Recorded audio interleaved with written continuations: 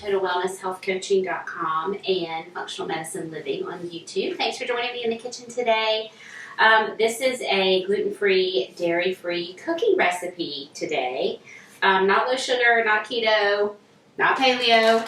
We got regular sugar, we got brown sugar, and we have candy. These are orange slice cookies. Kind of a throwback type of recipe, and my son and my dad's favorite recipe right now.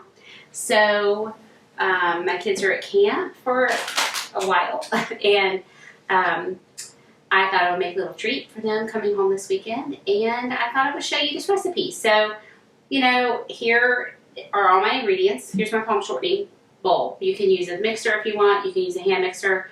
But I think that it's pretty easy to just whip up a batch of cookies without the mixer. I get out my mixer for whipping egg whites, making whipped cream, that sort of thing. So we're going to start with just our typical process of creaming, like you would cream your butter and sugar. So we're doing dairy-free, so we're going to use palm shortening instead of butter. And this is a palm shortening from Tropical Traditions. Goodness, is that right? Yeah, Tropical Traditions. It goes on sale 50% off a few times a year, and then I'll buy it in these gallon tubs, and it's the most economical, and it is a sustainably sourced palm shortening. So all the bad things you've heard about palm shortening do not apply to this particular palm shortening. So we need a cup of that. You just have to be careful. It will go rancid if you get any sort of contamination in there. So clean utensil always going in. If you scooped it, make sure your scoop is clean, and then it just will last at room temperature basically forever, but you do need to be careful of that. If you don't need to be dairy-free, don't care about being dairy-free, want to use butter, use butter. Have at it. It will, the final result of the cookie will be a little bit different. It will be a little cakier, or potentially even flatter and crispier, depending on how you handle your butter. And if you over soften your butter, you'll get kind of flatter, crispier cookies. If you just soften your butter, then it can tend to be, compared to the palm shortening, a little cakier texture.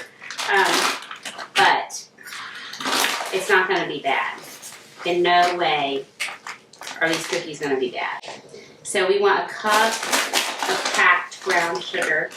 Believe it or not, the old recipe I used as a kind of model for this one had a full cup of white sugar and a full cup of brown sugar, and I thought, surely I can reduce that. And I was able to reduce.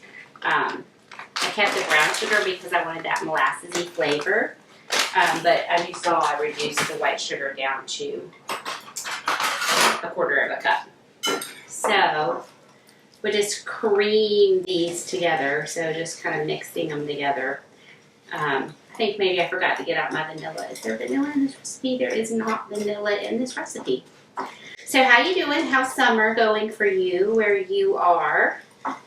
Is it hot yet? Do you have temperate weather? I'm from Ohio originally, and even though I really have lived in North Carolina my whole life since I was little, my extended family was in Ohio, and so we always went back. And I remember Ohio summers where it's hot during the day. You can get all the fun of summer like going swimming, but yet have nice, cool, pleasant evenings sitting out on the swing, having your ice cream. That's my childhood memory of being at my grandparents' farm, sitting on the swing under the gigantic oak tree. Maybe it was a maple tree. And they always had ice cream from the Schwann's man. Y'all have Schwann's delivery? It was usually from the Schwann's man, and it was usually creamsicle bars, sometimes ice cream sandwiches. And it was pleasant out.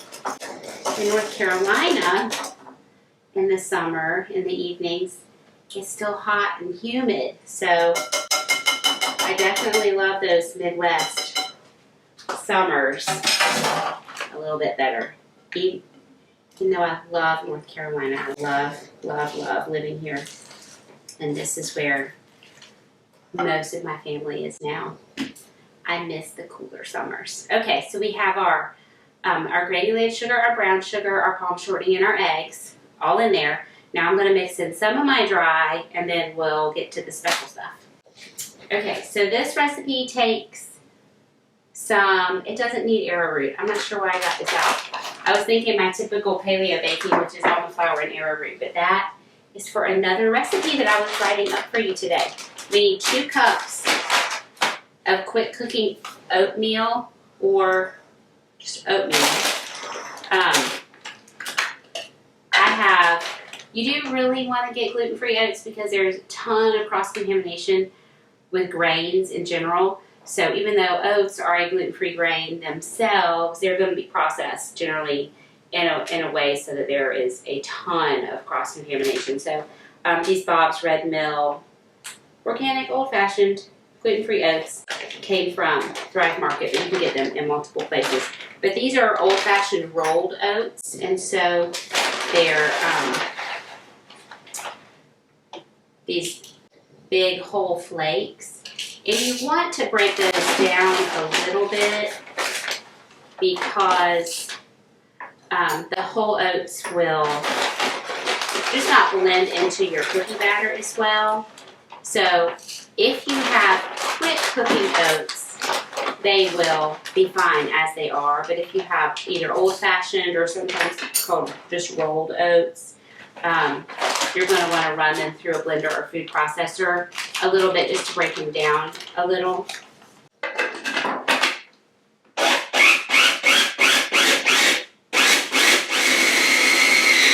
This Cuisinart mini food chopper is one of my kitchen must-haves. If you do not have one, I highly recommend it. Even if you have a large food processor, it's way easier to get out this little one for little jobs like this. I generally only get out my big food processor for things like if I am, like I'm about to do. I'm about to make my zucchini relish. I have a video about that. I can link it. It's homemade. It's like pickle relish, but made with zucchini, which is perfect when you go out to your garden in the morning and you have 4 zucchinis like this. We all love zucchini bread, and I have recipes for that, but you can only eat so much zucchini bread. So it's nice to have some other options. We want a pinch of salt. So I'll get out my big food processor for things like when I make the zucchini relish and have to grate up a whole bunch of zucchini and a whole bunch of onions and a whole bunch of peppers, things like that. But in general, I'm real happy to just use my little chopper. So you want actually a teaspoon of baking soda and a teaspoon of baking powder.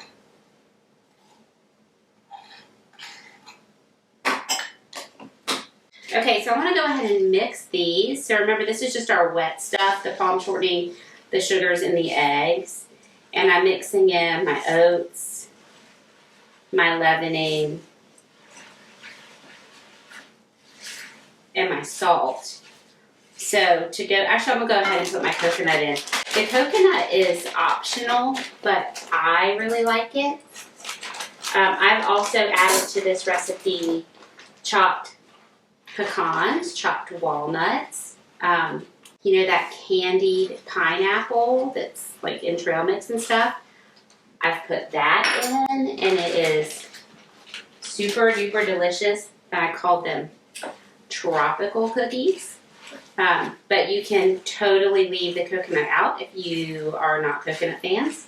And you can add all those extra things in too. So you don't really have to make any adjustments to the rest of the recipe. It'll still work just fine. Okay, now our last dry ingredient is this all-purpose gluten-free flour. And I want 2 cups. So, all this has been super easy so far, right? 1, 2. This is a half cup measure because you couldn't figure that out. Okay, now I need to open this one. The only kind of hard, tricky part is cutting up the orange slices. because you can't put a great big giant orange slice in there. It would not mix into your cookie dough. And they're super sticky, so they're just super, a little bit of a pain to chop up, but I'll show you some ways to do it. So you want 2 cups of this flour, and instead of mixing it in, I got everything else mixed, and that's just going to kind of sit on top because I want all my little orange slice pieces to land right there on that flour and get coated in the flour, because if they're coated in the flour, then they'll stay incorporated throughout my cookie dough better. So this is a 10-ounce bag of orange slices from the dollar store. This is not fancy candy, not low sugar. You want about 1.5 cups, but it doesn't matter if it's exact. I think these bake at 375. Let me check real quick. 375 for 10 to 12. So this is when I preach to you about how you figure out how to love cooking. So I like to watch YouTube videos when I'm cooking, and sometimes I'll listen to podcasts. Sometimes I'll listen to music really loud. It just kind of depends on what kind of mood I'm in.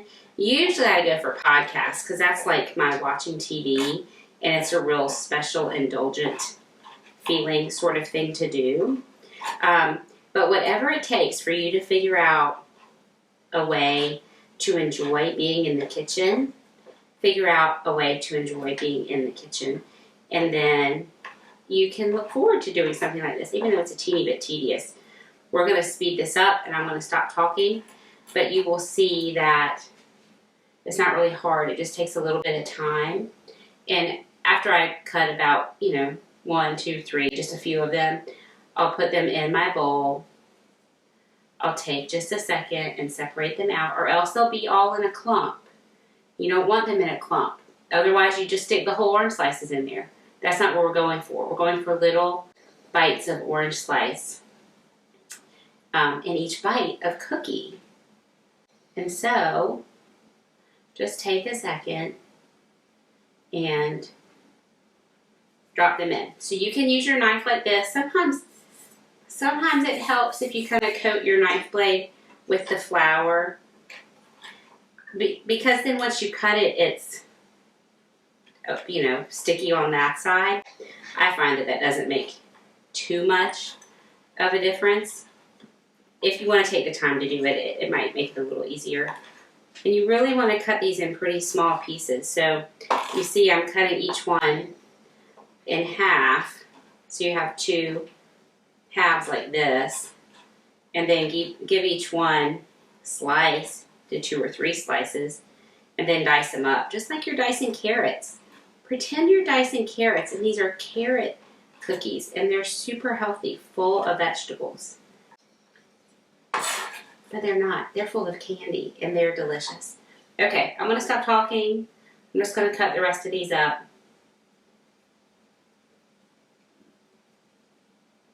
And then show you how I scoop them out. Okay, here's my proof that I'm not just preaching to you. I practice what I preach. I've got my iPad with my headphones right here. I was watching a little video while I was chopping up my orange slices. And I forgot to tell you, my other way to do it is to use kitchen scissors. If I do the kitchen scissors, I tend to just put my orange slices in my flour. That way I'm kind of like cutting and getting flour on. But I think it's easier, in the end, I think it's easier to just use the cutting board. I did end up putting a little bit of flour on my cutting board and make it a little bit easier to cut that way. And now my last ingredients are ready to mix in. Again, you can use a stand mixer, you can use a hand mixer if you want, but all these little sneaky ways we can get a little bit of exercise into our day really add up, and I think help to keep you strong as you're aging. Whether you're a youngin' watching me right now in your 20s, or You're a little bit older. Everybody's aging every day, right? We get a little bit older. So just mix, mix, mix. The one thing I will say is that when you use a mixer, it kind of like heats up your ingredients and makes them kind of cohesive together. And so we're not doing that. So I'm putting my hands in here, but listen, my hands are super clean and it's fine. In my recipes, I talk about using a cookie scoop. I'll link these. I use these all the time, and I've had these for 15 years, maybe 20 years. Actually, this one was a wedding present, so that's 20 years. This one is the perfect size for muffins. Perfect size for muffins. Cute little one for sausage balls, meatballs, little tiny cookies for like parties. This is the one I usually use. This is the A4 size, perfect size for cookies. And because those little orange slices, they do kind of want to sneak out. So I push and I kind of press it in, and then there they go. It's just way easier and faster than using spoons.